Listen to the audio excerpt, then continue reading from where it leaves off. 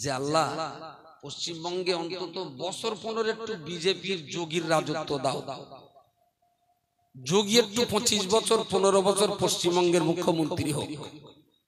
আর ঈদের দিন ওইরাম ধরে যখন ষোললেটনে করবে, সেই দিন মুসলমান শেষ জায়গায় কাঁদবে আর বলবে আল্লাহ ওমর কোথায়, আমি একটু দেখা করতে যাবো। এর গা ঠিক সাড় হচ্ছে না, এদের ঠিক লজ্জা পৌঁছাচ্ছে না। একটু যোগীর রাজত্ব খুব দরকার পশ্চিমবঙ্গে। ওইরকম পাই কুড়ি হারা যখন চুরুনি খাবে, বাইক মেরে আদুল পোতায় যাওয়ার স্বাদ মিটে যাবে সেই দিন। আর এদের বলবো কি, আমার বিচার ব্যবস্থা আমার হাতে থাকলে আমি বাচ্চাগুলো বাদ দিয়ে কোম্পানি ধরে আগে ঠাঙাতাম, কোম্পানি করার আগে চুরুত কোম্পানি, বুঝতে পারেন?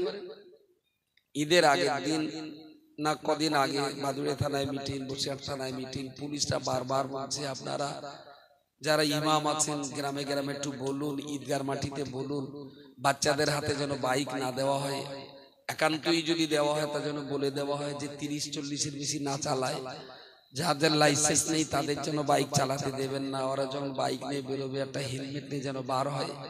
ঈদের দিনে একটা পরিবারে যদি অ্যাক্সিডেন্ট ঘটে যায় অন্তত 30টা পরিবারের শোকের ছায়া নেমে আসে। আপনার এইগুলো বেশি বেশি করে প্রচার করুন। আচ্ছা, হিন্দু অফিসার গুলোর এই জ্বালা কেন বলেন বলেন বলেন? ওরা তো হিন্দু অফিসার, মুসলমানের ঘরে অ্যাক্সিডেন্ট না হোক, এরা ভালোভাবে বেঁচে থাকুক, ভালোভাবে ঈদের উৎসবটা কাটুক, এ নিয়ে হিন্দু অফিসারদের এত মাথার যন্ত্রণার কারণটা কি? তাহলে প্রতিবেশী হিসেবে আমাদের প্রতি তাদের দয়া দয়া আচ্ছা, পাশাপাশি বাস, ওদের কষ্ট হলে আমাদেরও কষ্ট হবে, একসঙ্গে দেখাশোনা ওঠা বসা। কিন্তু আমাদের কোনো লজ্জা আছে বলে মনে হচ্ছে? গতবারের বসিরহাটের ভাসানে আর দুর্গাপুজোর নবমীতেও এত ভয়ঙ্কর ধরনের দুর্ঘটনা ঘটেনি যা ঈদের দিনে ঘটেছে। আমি বাড়ি থেকে বেরিয়ে সকাল 8টায় পৌঁছেছি চাঁপান, ওখানে ঈদের নামাজ পড়েছি। নামাজ পড়ে ওরা দুটো খাওয়া দাওয়ার ব্যবস্থা করেছে, খেয়ে দিয়ে 11টা থেকে 11:30, ওদিন তো ব্যস্ততা নেই, তাও দুক করে আসছে। তা সাইড দিয়ে গাড়িগুলো বাইকগুলো যাচ্ছে, কোন গাড়ি হাঁস গিয়ারে নেই, সব গাড়ি বিমান গিয়ারে। বক্কারের চালের উপর থেকে হইবারের রান্নাঘর, হইবারের রান্নাঘরের উপর থেকে গোলাম আলীর গলিঘরের চাল, প্রত্যেকটা বাইক বিমান গিয়ার, হাঁসের মতন গিয়ার একটাও। আর সেসব চোখ মুখ চাউনি দেখলি মনে হবে যেন কিছু একটা এদের হারিয়ে গেছে, বিরাট তাড়াতাড়ি না গেলে সে মাল হাতছাড়া হয়ে যাবে। ভঙ্গিমাটা ঠিক এইরকম একটা, এক্ষুনি আদুল পোতার ফাঁকা মাঠে জাতিই হবে, না গেলে আমার মুক্তোর মালা অন্য কেউ যদি কুড়িয়ে নেয়। আজীব তামাশা। আচ্ছা, এই যে উন্মাদনা, এই যে উন্মাদনা, এই উন্মাদনার সাথে ইসলামের কি কোনো মিল আছে? 100 দানা পরিমাণ কোনো মিল আছে? ঈদের দিনে রাসূলুল্লাহ ওফাতের পর ওমর জামানাতে এসে ঈদের দিনে নামাজের জন্য সবাই যখন ঈদগাহে জমা হয়েছেন, নামাজ পড়াবেন হযরত ওমর রাদিয়াল্লাহু আনহু ইমামের, মুসলিম জাহানের খলিফা যিনি হবেন, বড় জামাতের ইমাম তিনিই হবেন। তো ইমাম তো এক দল সাহাবী হযরত ওমরের বাড়িতে গেছে, যে দেখছেন উনি ঘরের দরজা বন্ধ করে কাঁদছেন।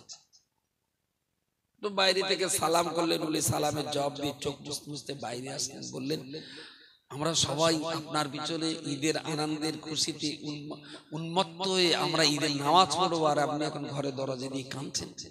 কোন জিনিস আপনাকে কাঁদাচ্ছে? কি কারণে আপনি কাঁদছেন? ওমর ছোট্ট কথায় বললেন, যাদের রমজানের রোজা কবুল হয়েছে, ঈদের আনন্দ তাদের জন্য। রমজানের রোজা যাদের কবুল হয়নি তাদের আবার কিসের ঈদ? আমি ওমর এখনো বুঝতে পারিনি যে আমার রমজানের রোজা কবুল হয়েছে না কবুল হয়নি। তাই ঈদগাহে যেতে আমার লজ্জা বোধ হচ্ছে। আমি কোন লজ্জায় ঈদগাহে যাব যদি আমার রোজা কবুল না হয়? আচ্ছা, হযরত ওমরের মতন মানুষ দেখি আমরা ওমর হতে পারবো না, এটা সম্ভব নয়। আমরা অমর হতে পারবো না, তবে অমরের ওই ইতিহাসটা পড়াশুনো করে আর বর্তমান অমরের বাচ্চা আমরা যারা আছি, এই উঠতি প্রজন্ম নওজওয়ান যুবকদের উন্মাদনা দেখে একটু লজ্জা লাগা দরকার যে হযরত ওমর করলেনটা কি আর আমরা ওমরের ছানাপনা করছিটা কি। সে লজ্জার কোন লেশ মাত্র দেখছে? লজ্জা কোন লেশ মাত্র নেই। পুলিশ ধরে বলছে তোরা বাচ্চা মানুষ, মাথা হেলমেট নেই, পুজোর দিন তো ধরো না, আজকে ঈদের দিন তাই ধরবা। আচ্ছা, অ্যাক্সিডেন্ট কি ঈদ আর পুজো আলাদা আছে? দুর্ঘটনা তুই ভাই হেলমেট পরলি তো তোর লাভ, আল্লাহ না করুক যদি দুর্ঘটনাটা ঘটে তোর মাথাটা তো সেফটি থাকবে, হেলমেটটা পর। পুলিশ কি উপদেশটা খারাপ দিয়েছে? যদিও ঈদের দিন তারা ধরে না, ঈদের দিন আজকে একটু তাহাজ্জুদের নামাজ পড়ে আল্লাহর কাছে দুহাত ভরে দোয়া করেন আর কাঁদেন যে আল্লাহ পশ্চিমবঙ্গে অন্তত বছর 15 একটু বিজেপির যোগীর রাজত্ব দাও। যোগী একটু 25 বছর 15 বছর পশ্চিমবঙ্গের মুখ্যমন্ত্রী হোক, আর ঈদের দিন ওইরাম ধরে যখন শোল্লেটনে করবে সেই দিন মুসলমান সেজদায় গিয়ে কাঁদবে আর বলবে আল্লাহ ওমর কোথায়, আমি একটু দেখা করতে যাবো। এর গা ঠিক সাড় হচ্ছে না, এদের ঠিক লজ্জা পৌঁছাচ্ছে না। একটি যোগীর রাজত্ব খুব দরকার পশ্চিমবঙ্গে। ওইরকম পাই কুড়ি হারে যখন চুরুনি খাবে, বাইক মেরে আদুল কোথায় যাওয়ার স্বাদ মিটে যাবে সেই দিন। আর এদের বলবো কি, আমার বিচার ব্যবস্থা আমার হাতে থাকলে আমি বাচ্চাগুলো বাদ দিয়ে কোম্পানি ধরে আগে ঠাঙাতাম, কোম্পানি করার আগে চুরোতো কোম্পানি, বুঝতে পারেন? খোলাপোতা বা মোড়ের মাথাগুলো আমি কচিরে বলছি আস্তে আস্তে চল, আবার পেছনের যারা হনুমান গিয়ারও তো চালের উপরে যাবে, তা আমার কচি একটু সাইড দিতে দেরি করে আস্তে আস্তে যাচ্ছে, তো দুবার করে চান্স সাইড পাই। আমার বাড়ির গাড়ির কাছে এসে বলতেছে যে তোমার কান কি বাড়ি রেখে, আমার ড্রাইভারের বলতে তোমার কান কি বাড়ি রেখে এসো। তার ড্রাইভার একটু লজ্জা পেয়ে আমার দিক ফিরে তাকাচ্ছে। আমি বলি তুমি একটু বলো যে তুমি কি আজরাইল সঙ্গে করলে? আমি বলি ভাই চলো, কিছু করার নেই, ওদের মাথামতি আজকে আর কাজ করে না। বিশ্বাস করুন, নবমীর পুজোর রাত্রিতেও এত সর্বনাশ আমি কখনো দেখিনি।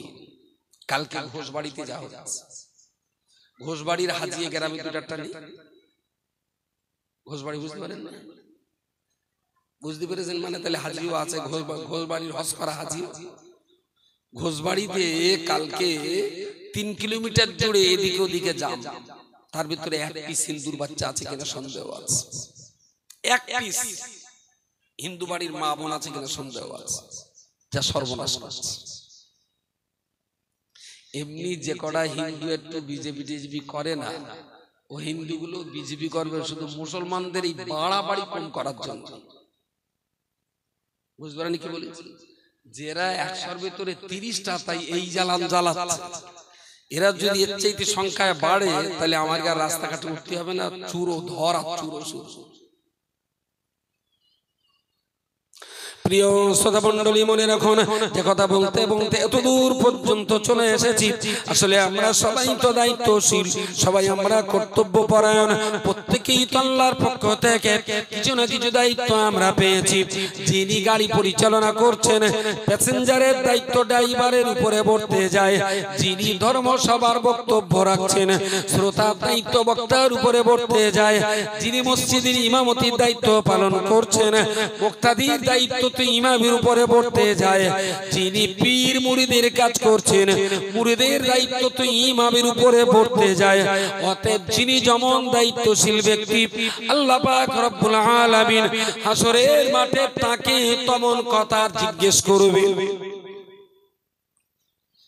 এখানে আমরা যারা আছি খুব সাদামাটা জীবন নিয়ে, এখানে কেউ ভিডিও নেই যে একটা ব্লকের প্রশ্ন তাকে করা হবে, এখানে কেউ ওসি নেই যে একটা পুরো থানার বাউন্ডারি এরিয়ার জনগণের প্রশ্ন তাকে করা হবে, এই মজলিসে একটা পিন নেই যে লক্ষ লক্ষ মুরিদের সমস্যা নেই, পীরকে প্রশ্ন করা হবে। এখানে কোনো ডিএম নেই যে একটা জেলার জনগণের ডিএম কে প্রশ্ন করা হবে। আমরা এখানে যা আছি সব খেটে খাওয়া মুটে মজুর ক্ষুদ্র ব্যবসায়ী মানুষ আমরা এখানে আছি। আজান কটা হবে মসজিদে? 8টা। ওকে। তো আমাদের এই বিরাট বড় বড় দায়িত্ব নিয়ে আল্লাহ আমাদের জিজ্ঞেস করবেন। আমাদের তো আল্লাহ জিজ্ঞেস করবেন যে তোমার বাচ্চা কটা? আমি বললাম আমার 9টা বাচ্চা, আমার 7টা বাচ্চা। আর কার কার ছিল? আমি বললাম সংসার আমার আম্মা ছিলেন, আমি ছিলাম, আর আমার স্ত্রী ছিল। তা আমার আম্মা আমার সংসারে সবসময় থাকতেন না, বছর হয়তো 2-5 দিন আমার সংসারে খেতেন, বাকি সময় আমার ভাইদের সংসারে। মা যখন ইচ্ছা তখন যেতেন। তাহলে আচ্ছা, তাহলে তোমার 7টা বাচ্চা আর তোমার স্ত্রী, এদের সাথে তুমি কি দায়িত্ব পালন করেছিলে সেটা বলো। ওসিকে তো থানার কৈফিয়ত দেওয়া লাগবে, বিডিওকে তো ব্লকের কৈফিয়ত দেওয়া লাগবে, ইমামকে তো মুসল্লির কৈফিয়ত দেওয়া লাগবে, পীরকে তো মুরিদের কৈফিয়ত দেওয়া লাগবে, বক্তাকে তো শ্রোতার কৈফিয়ত দেওয়া লাগবে, সিএম কে তো গোটা রাজ্যের জনগণের প্রশ্নের উত্তর দেওয়া লাগবে। আমি সিএম না, ডিএম না, আইসি নই, ওসি নই, আমি পীর নই, ইমাম নই, আমি একজন সাধারণ খেটে খাওয়া মানুষ। তার মানে আমার পরিবারের এই কটা মানুষের দায়িত্ব আমার।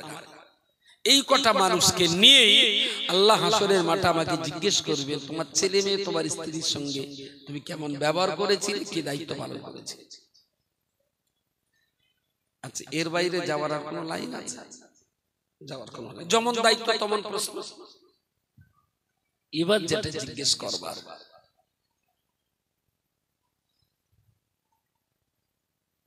আচ্ছা আমি আব্দুল মাতিন, আমার কথা সারা বসিরহাটের লোক নাও মানতে পারে, নাও শুনতে পারে। বাদুড়িয়া থানায় আমার বাড়ি, সারা বাদুড়িয়া থানার সব লোক আমার কথা নাও মানতে পারে। বইকেরা গ্রামে বাড়ি, বইকেরা গ্রামের সব লোক আমার কথা নাও শুনতে পারে। কিন্তু আমার 6 শতক জমি আছে, যে জমির দলিল আমার নামে, রেকর্ড আমার নামে, খাজনা দেই আমি। ওই জমিতে 8 কামরা বিশিষ্ট 2 তলা একটা বাড়ি আছে। ওই বাড়ির প্ল্যান এস্টিমেটটা আমার নামে, ওই বাড়িটা তৈরি করা হয়েছে আমার টাকায়, ওই বাড়ির কারেন্টের মিটারটা আমার টাকায় নেওয়া, ওই বাড়ির গ্যাস কানেকশনটা আমার টাকায় নেওয়া, ওই বাড়ির 3টে মোবাইল আছে, আমার আধার কার্ডে দেখিয়ে সিম কার্ড নেওয়া। ওই বাড়িটায় পশ্চিমবঙ্গে আর কারোর মাতব্বরি নেই, আমারই মাতব্বরি। তো আমি উঠে আমার 7টা বাচ্চা আর আমার স্ত্রীকে বসিয়ে বললাম, শোনো, এই 7 জন আর 2 জন 9 জন জনগণ নিয়ে 6 শতক জমি বিশিষ্ট 8 কামরা ঘরের এই রাজত্বের রাজা আমি। আর স্ত্রী বললাম, তুমি হলে ফুড মিনিস্টার, সকালবেলা উঠে যে কটা ফজরের নামাজ পড়বে সেই কটা চা মুড়ি টোস্ট আর বিস্কুট পাবে। আমার রাজ্যে ফজরের নামাজ না পড়ে কেউ চা মুড়ি টোস্ট বিস্কুট পাবে না, এটা আমার রাজত্বের আইন। যদি আমি আইন করে যে ফজরের নামাজ না পড়বে তার চা বন্ধ, স্ত্রী তার চা দেয়নি, এ ব্যাপারে কি থানার ওসি কোনো মাথা গরম করবে? কোনো মাথা গরম? ওকে, আমি স্ত্রীকে বললাম, আমার বাড়িতে দুপুরে ভাত খেতে গেলে জোহরের নামাজ পড়ে ভাত খাওয়া লাগবে। যে দুপুরে জোহরের নামাজ পড়বে না, আমার বাড়ির হাঁড়ির ভাত তার জন্য হারাম, দুপুর বেলা সে যেন ভাত না খায়। আমার স্ত্রীও বড় ছেলেটার ভাত দেয়নি নামাজ পড়িনি বলে। বড় ছেলেটা ওর দাদির কাছে ঝাঁটারা থেকে 2 গাল ভাত খেয়েছে কেড়ে কেড়ে। আচ্ছা, এই বাবারই কি ভিডিও আমার দেখে জুতোর বাড়ি দেবে? তোমার ছেলেটার ভাত দিলে না কেন? কেউ এই দায়িত্বটুকু কি মুসলমান বাপ মা পালন করতে পারছে? তাও তাহলে যে ব্যক্তি, যে মুসলিম, যে ব্যক্তিটা মাত্র 6 শতক জমির উপরে মাতব্বরি চালাতে পারে না, সেই লোকটা দিন দিন করে নেচতেছে যে আমরা দিল্লির রাজ সিংহাসন দখল করে লাল কেল্লায় কলমার পতাকা ওড়াবো। বুঝতে পারেন? আমি আর ঠিক কাঁচা বাংলায় খিস্তিটা দিতে পারছি না, আমার একটু জীবিত দোষ আছে। যে শতক যে জমিটার রেকর্ড তোর নামে, পর্চা তোর নামে, দলিল তোর নামে, যে বিল্ডিং এর প্ল্যান এস্টিমেটের মালিক তুই, 6 শতক জমিতে ইসলামের পতাকা তুলতে পারিস নে, আন্ডারপ্যানের দড়ি খুলিয়ে দে, দিন দিন করে বাদুড়ের খোলাপতার রাস্তার মোড়ে নিস্তেছে, দিল্লির লাল কেল্লায় কলমার পতাকা ওড়াবে, এসব এক এক করে ধরে ষোললেটরে করা দরকার। দিল্লির লাল কেল্লায় পতাকা ওড়াবার দায়িত্ব তোর না, তোর দায়িত্ব 6 কাঠা জমিতে পতাকা ওড়াবো। বড্ড কি আমার হিসেবটা কি বড্ড ভুল হচ্ছে? প্রত্যেকটা বাপ আর প্রত্যেকটা মা যদি কেউ কারোর ঘর পরিষ্কার করতে হতো না, যার বাড়িটা তিনি নিজেই যদি সাফ করে রাখতেন, তাহলে ঈদের দিনে 8টা তরতাজা প্রাণকে বলি হতে হতো না। মুসলমানদের সর্বনাশের জন্য আরএসএস এর দোষ নয়, বিজেপির দোষ নয়, শিবসেনা, বজরঙ্গ আর বালঠাকের দোষ নয়। মুসলমান জাতি আসলে নিজেরা নিজেদের গায়ে ক্রাশিং ঢেলে আত্মহত্যা করেছে। এর জন্য অন্য কাউকে অযথা দোষারোপ করে লাভ নেই। আত্মসমীক্ষা করে দেখুন, আসামির কাঠগড়ায় হয় আপনি, না হলে আমি।